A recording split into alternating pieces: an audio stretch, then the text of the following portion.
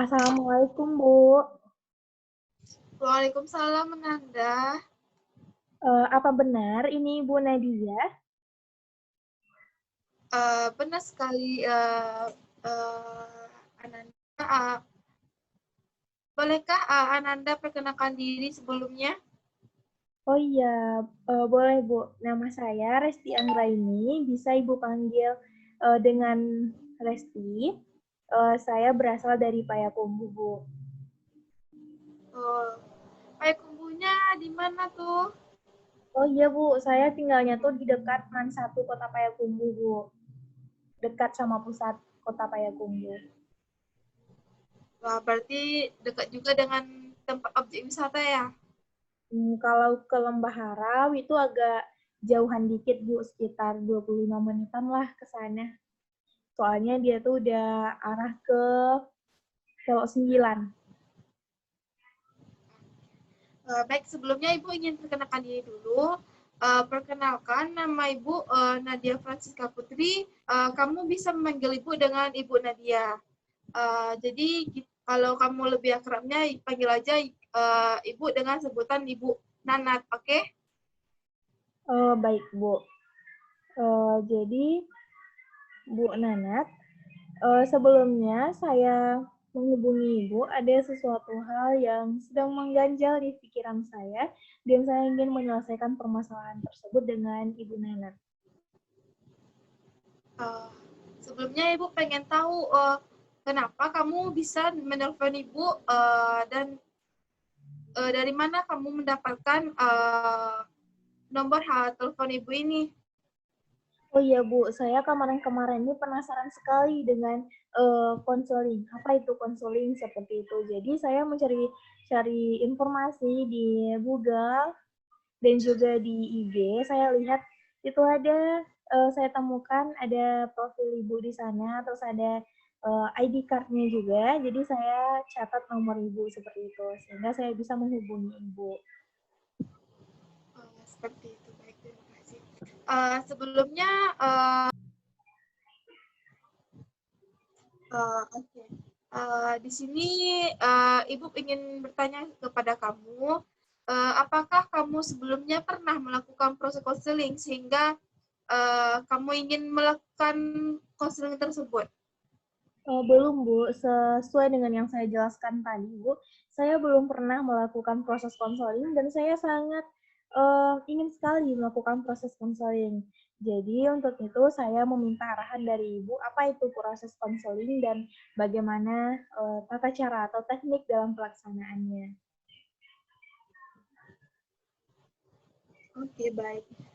Di sini Ibu akan menjelaskan sedikit tentang proses konseling itu. Jadi, konseling ini ialah suatu pemberian layanan terhadap si klien dan pengentasan permasalahan yang dihadapi. Jadi, kamu sebagai klien dan saya sebagai konselornya. Jadi, uh, dalam pengambilan keputusan, si klien lah yang berhak dalam pengambilannya. Dan saya di sini sebagai konselor, saya bisa memberikan arahan dan memberikan masukan terhadap kamu dan kamu yang mengambil keputusan akhirnya. Dan di dalam proses konseling ini memiliki azas kerahasiaan, azas keterbukaan, dan azas yang lainnya. Sehingga di sini di dalam proses konseling ini tidak ada kerahasiaan. Kamu harus meluapkan atau menceritakan semua permasalahan yang sedang kamu alami, dan di sini kamu diminta untuk terbuka dengan semua permasalahan sehingga permasalahan itu akan terselesaikan. Ya, baiklah Bu, saya sedikit paham. Jadi dapat saya simpulkan bahwa proses konseling itu proses pemberian bantuan yang dilakukan oleh konselor terhadap klien dalam pengentasan permasalahannya. Di mana dalam proses konseling itu juga ada nanti azas kerahasiaan, azas keterbukaan, dan masih banyak lagi azas-azas yang lainnya. Di sini Bu, saya mau bertanya, apa itu azas kerahasiaan Bu? Azas kerahasiaan ini adalah suatu bentuk supaya kamu itu tidak merahasiakan permasalahan yang akan kamu ceritakan terhadap saya. Jadi di sini kamu itu diminta untuk tidak merahasiakan semua permasalahan yang sedang kamu hadapi dan diminta untuk terbuka dalam proses konseling ini. Baiklah Bu, saya sudah paham dengan apa itu proses konseling.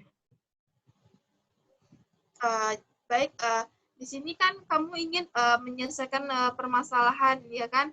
Jadi Ibu pengen tahu apakah sebenarnya permasalahan yang sedang kamu alami ini, sehingga kamu ingin sekali untuk melakukan proses konseling dengan Ibu.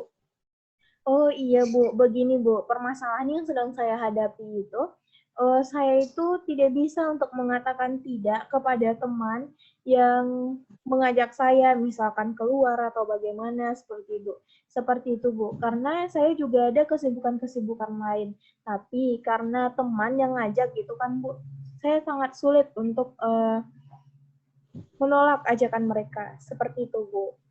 Jadi saya mau mohon kepada Ibu, semoga dapat menyelesaikan permasalahan yang sedang saya hadapi. Jadi kamu itu sulit dalam mengatakan tidak ya.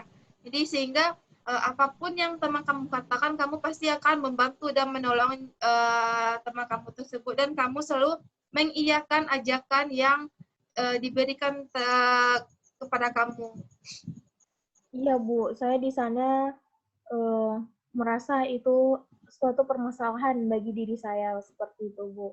Jadi saya meminta kepada Ibu untuk menyelesaikan permasalahan saya. Apa langkah yang harus saya lakukan untuk pengentasan permasalahan ini Bu?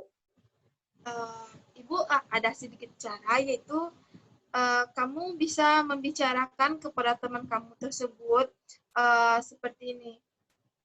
Maaf teman, untuk saat ini saya tidak bisa menemani atau menerima ajakan teman karena di sini saya lagi banyak keperluan, dan mungkin lain waktu dan lain kesempatan saya bisa untuk menemani teman dalam kegiatan yang teman ajak pada kesempatan itu. Jadi kamu itu ngomongnya itu harus lebih sopan, ramah, dan tidak menyinggung perasaan teman kamu tersebut, sehingga dia pun paham dengan permasalahan yang sedang kamu hadapi. Iya Bu, saya mengerti dengan yang Ibu jelaskan, tapi Bu, saya tuh memang tidak mampu gitu, tidak sanggup untuk bilang seperti itu ke mereka Bu. Jadi apa solusi yang selanjutnya Bu? Baik, coba kamu anggap saya ini sebagai teman kamu dan kamu luapkan perasaan kamu tersebut. Jadi di sini saya akan menjadi sebagai teman yang selalu mengajak kamu untuk keluar rumah. Apakah kamu bersedia? Iya Bu, saya akan bersedia melakukan teknik yang akan Ibu berikan kepada saya.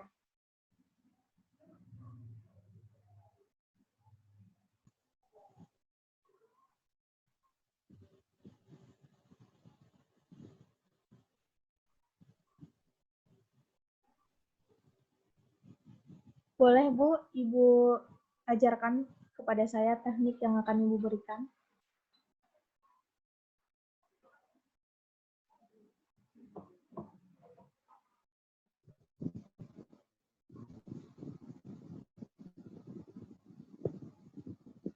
Baik, di sini Ibu akan sedikit memberikan contoh kepada kamu supaya kamu itu bisa mengatakan tidak terhadap teman kamu. Jadi mungkin dengan kata-katanya seperti teman, maaf sekali untuk saat ini saya tidak bisa menemani teman karena saya ada kesibukannya lain. Mungkin lain waktu saya bisa menemani teman untuk pergi keluar. Iya Bu, saya paham dengan maksud yang Ibu jelaskan sebentar nih, tapi Bu, yang menjadi permasalahan saya tuh, saya sudah kepikiran untuk bilang seperti itu kepada mereka, tapi pas berhadapan dengan mereka, semua keberanian saya itu buyar, Bu, seperti itu. Jadi, apa langkah selanjutnya yang harus saya lakukan, Bu? Oke. Langkah selanjutnya itu kamu posisikan saya ini sebagai teman kamu. Coba kamu berbicara dulu kepada saya supaya kamu itu lebih berani lagi untuk berbicara kepada teman kamu. Iya, Bu. Baik, akan saya praktekkan apa yang telah Ibu perintahkan sebentar ini. Jadi nama teman saya itu Bu Nadia, Bu. Sama sih Bu, seperti nama Ibu seperti itu. Mungkin kembarannya ya Bu. Namanya juga Nadia. Namanya tuh Nadia Laila Putri. Seperti itu Bu. Oke, tidak apa-apa karena nama tersebut kan banyak yang mirip. Iya. Jadi saya sering manggil dia tuh dengan Nadia Bu. Jadi Bu, begini Bu, dia tuh sering mengajak saya kayak dia tuh kayak gini Bu, dia contohkan ke saya tuh, Rizky katanya kan, nanti sore kita jalan-jalan yuk ke pasar, kita cuma beli makan makanan, cuma keliling-keliling aja katanya. Cuma bentar kok, palingan nanti sebelum maghrib kita udah nyampe di rumah lagi katanya. Padahal Bu, waktu dia ngajak saya tuh sibuk sekali Bu. Ada tugas-tugas yang harus saya selesaikan. Saya tahu Bu, dia tuh dalam pekerjaan, dia tuh rekan kantor saya juga Bu di suatu perusahaan gitu kan. Dia tuh memang agak lalai dikit terhadap tugasnya seperti itu. Jadi dia tuh menganggap enteng semuanya. Tapi kalau saya Bu, misalkan tugas saya belum selesai, saya juga tidak enakan untuk pergi bermain atau bagaimana seperti itu Bu. Jadi saya sangat sulit sekali Bu untuk menolak ajakan dia. Nyampe-nyampe saya itu bikin tugas kantor gitu kan, nyampe tengah-tengah malam, terkadang nyampe jam 3 malam, karena saya siang-siang nyampe malam, dari sore nyampe malamnya tuh saya pergi sama dia Bu, dia bilang cuma bentar nyampe maghrib, tapi pulangnya tuh jam 10 Bu, gitu. Wah, jadi susah kali ada, apalagi dengan ajakan makanan. Jadi kita tuh kalau dengan ajakan makanan tersebut susah untuk mentidakkan. Jadi Soalnya Ibu rasa iya Bu, soalnya dia bilang kita cuma keliling-keliling aja, beli makanan dikit katanya. Tapi nanti saya terkadang dibawa ke rumah pacarnya Bu, untuk temanin dia, seperti itu Bu.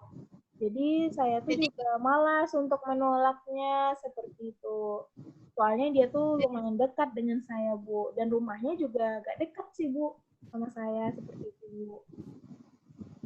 Jadi kamu juga sebagai alasan untuk dia keluar rumah supaya dia itu bisa ketemuan dengan pacarnya, ya kan?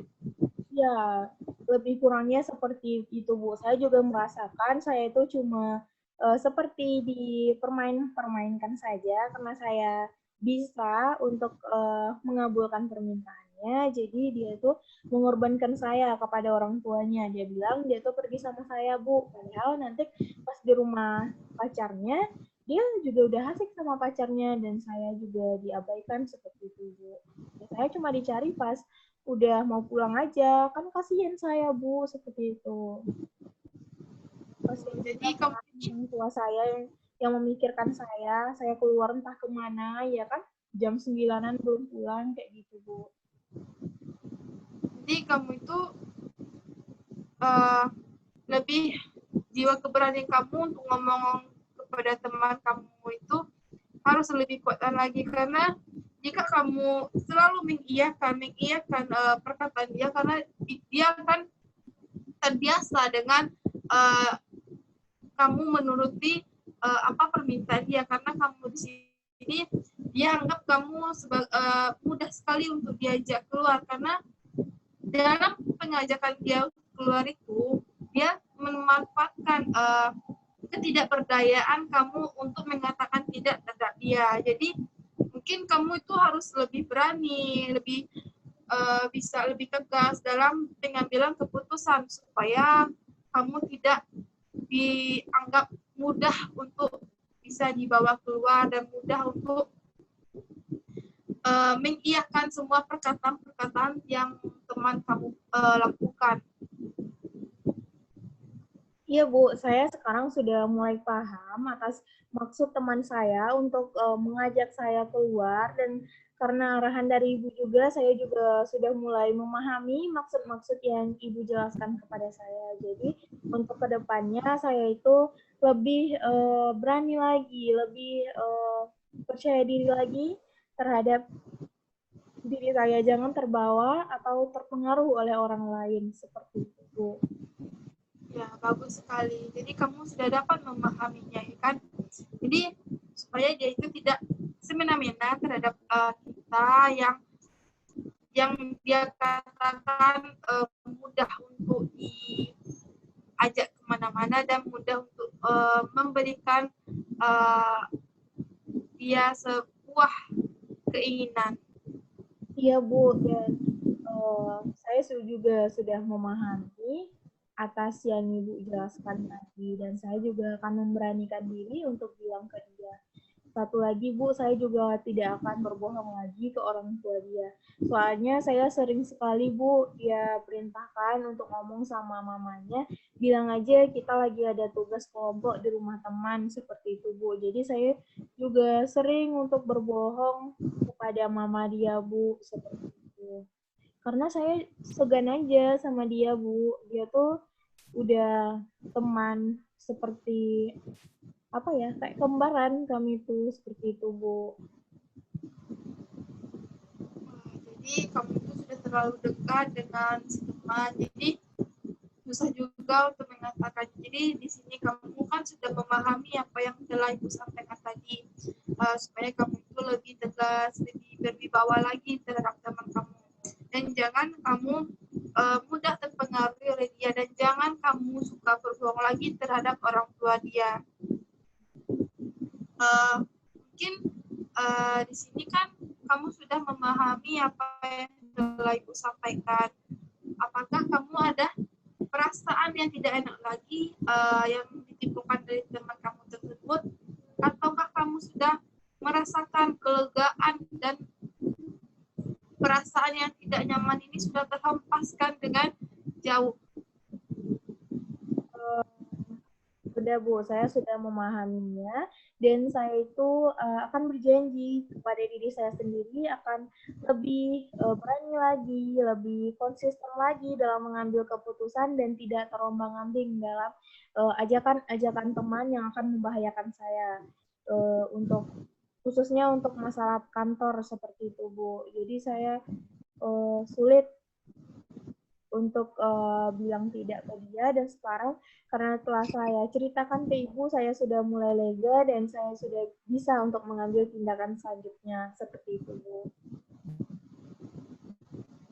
Jadi kan kamu sudah lega, dan kamu di sini masih adakah permasalahan yang ingin disampaikan, atau kamu ada kegiatan yang lain yang akan kamu lakukan? Sepertinya tidak Bu, saya rasa cukup karena dengan melakukan proses konseling ini saya sangat bersyukur sekali, yang awalnya saya belum kenal apa itu proses konseling, dan sekarang saya sudah mulai mengetahuinya dan juga melaksanakannya. Dan untuk itu Bu, saya rasa cukupnya sampai di sini saja, karena saya juga mau ada kegiatan meeting untuk selanjutnya, seperti itu Bu. Dan sebelumnya, ya Bu. Jadi jika kamu sudah bisa memahaminya, jika besok ini kan kita kan Ibu akan melihat perkembangan bagaimana kamu menyelesaikan permasalahan kamu dengan kamu, dan Ibu akan memantau kamu. Dan untuk proses konseling selanjutnya kita adakan hari minggu depan. Jadi kamu bersediakah untuk melakukan proses selanjutnya supaya Ibu bisa mengetahui sampai di mana kamu dalam permasalahan yang sedang kamu hadapi. Iya Bu, boleh sekali Bu. Kebetulan minggu depan, kalau hari Minggu itu hari libur kerja kan Bu. Jadi saya bisalah untuk meluangkan waktu saya untuk melihat perkembangan permasalahan yang sedang saya hadapi Bu. Saya Terima rasa kasih cukup banyak. sampai di sini. Terima kasih banyak sekali Resti sudah mempercayai saya untuk melakukan proses konseling ini. Jadi kamu jangan sungkan-sungkan untuk melakukan konseling atau menyampaikan permasalahan yang sedang kamu hadapi. Iya Bu, sekali lagi Bu, saya berterima kasih kepada Ibu karena sudah memperkenalkan proses konseling kepada saya dan juga memperkenalkan teknik-teknik dalam konseling dan juga Ibu sudah membantu saya untuk lebih positif lagi dan lebih berani lagi untuk kedepannya dan saya sangat bersyukur sekali bisa berjumpa dengan Ibu walaupun kita melalui daring seperti itu Bu dan saya ucapkan banyak terima kasih Bu. Dan maaf juga telah mengganggu waktu Ibu. Tidak apa-apa, Resti. Ini sudah kewajiban saya sebagai seorang konselor. Iya Bu, saya rasa cukup sampai di sini Bu. Dan terima kasih. Saya undur diri dulu ya Bu. Assalamualaikum Bu. Salam Resti, selamat malam. Iya Bu, selamat malam.